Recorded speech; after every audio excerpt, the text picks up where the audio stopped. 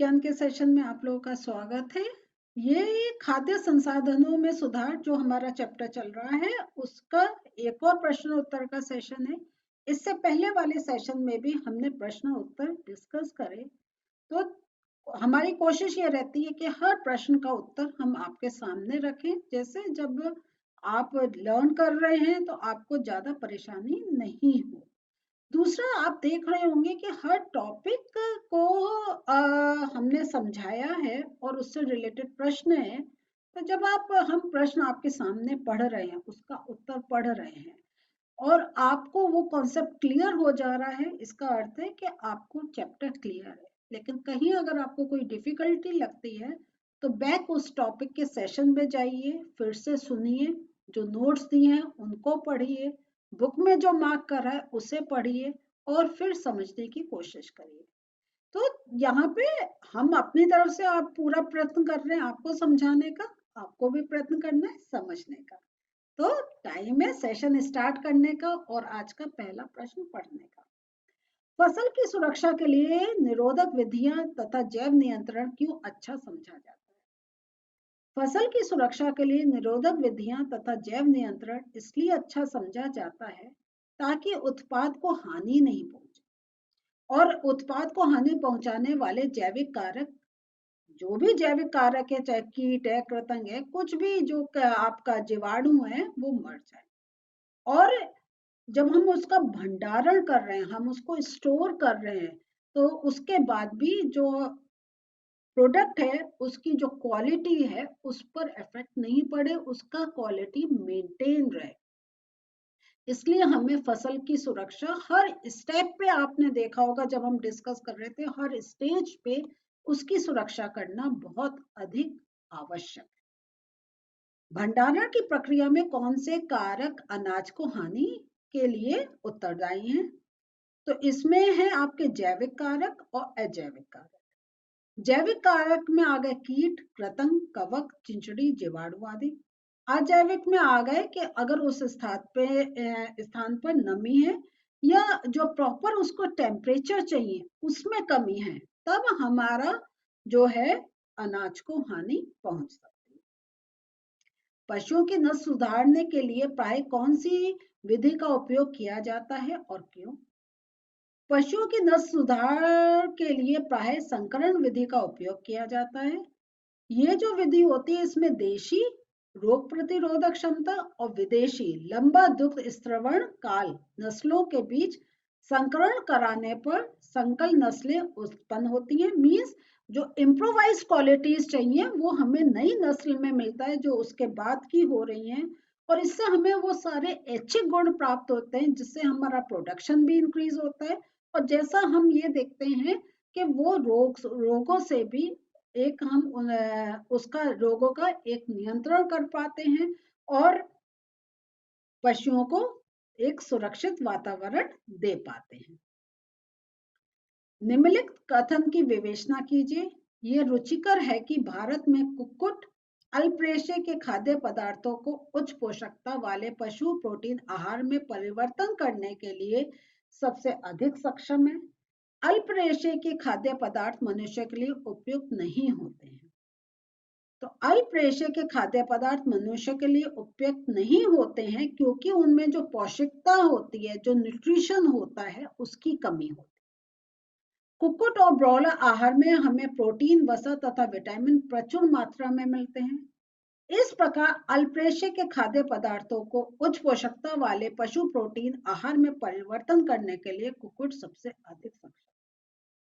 Means वो उनके लिए अच्छे हैं जो हम जब उनको दे रहे हैं अल्परेशे वाले, उससे वे उनका स्किन डेवलप हो रहा है, और जब हम वो अपने भोजन रूप में ले रहे हैं तो हमें जो प्रोटीन एक चाहिए वो हमें उनके थ्रू मिल रहा है। तो इस प्रकार हम क्या करते हैं, एक छोटी छोटी चीजों को एक ऑर्गेनिज्म में डालते हैं और वो उसका बॉडी का जो प्रोसेस होता है उससे एक हमें पूरा एक न्यूट्रिशन प्राप्त होता है। पशुपालन तथा कुक्कुट पालन के प्रबंध प्रणाली में क्या समानता है?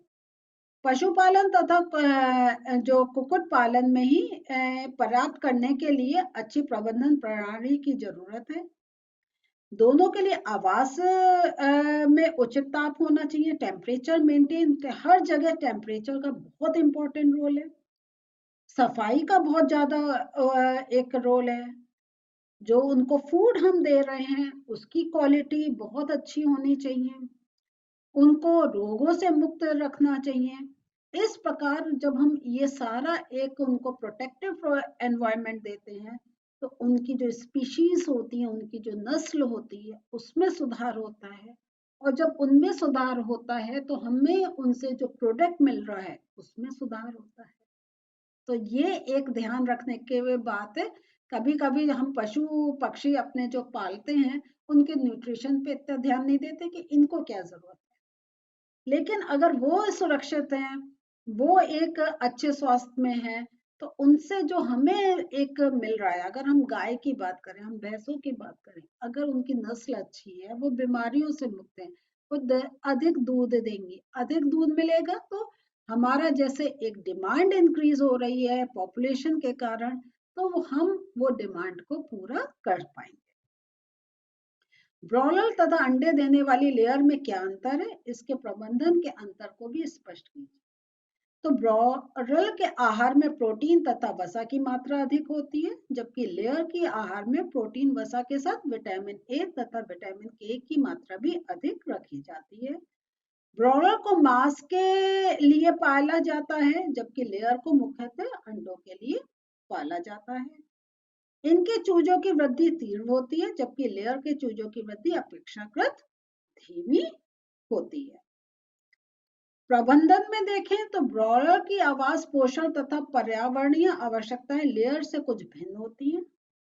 ब्रॉयलर के आहार में प्रोटीन तथा वसा की मात्रा अधिक होती है, जबकि लेयर के आहार में प्रोटीन वसा के साथ विटामिन ए तथा विटामिन के की मात्रा भी अधिक रखी जाती है।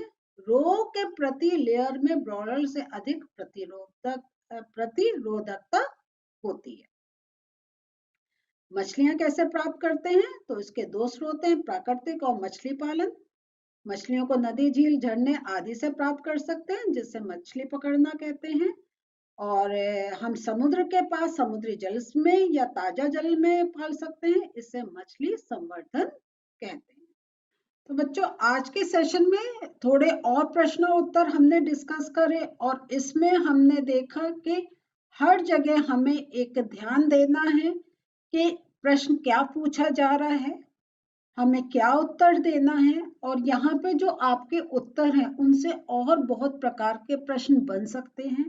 बेसिक ये सारे कॉन्सेप्ट्स हैं, इनको अगर आप याद रखेंगे तो आप उत्तर आसानी से दे सकते हैं। तो हमेशा जब आप प्रश्न उत्तर कर रहे हैं तो देखिए उससे रिलेटेड जो टॉपिक हमने पढ़ाया है वो आपको क्लियर हुआ है या नहीं। कहीं आपको डिफिकल्टी है तो एक बार फिर से सेशन देखिए, बुक पढ़िए और फिर समझिए।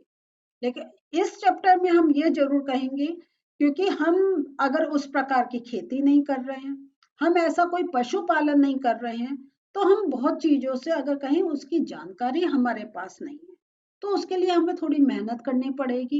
जो बुक में लिखा है, जो समझाया गया है, उसको समझना पड़ेगा, क्योंकि जो चीज हमने देखी नहीं है तो उसके बारे में तो हमें थोड़ा सा पढ़ के समझना पड़ेगा। तो आप इसको पढ़िए, समझिए। मिलते हैं फिर से। बाय।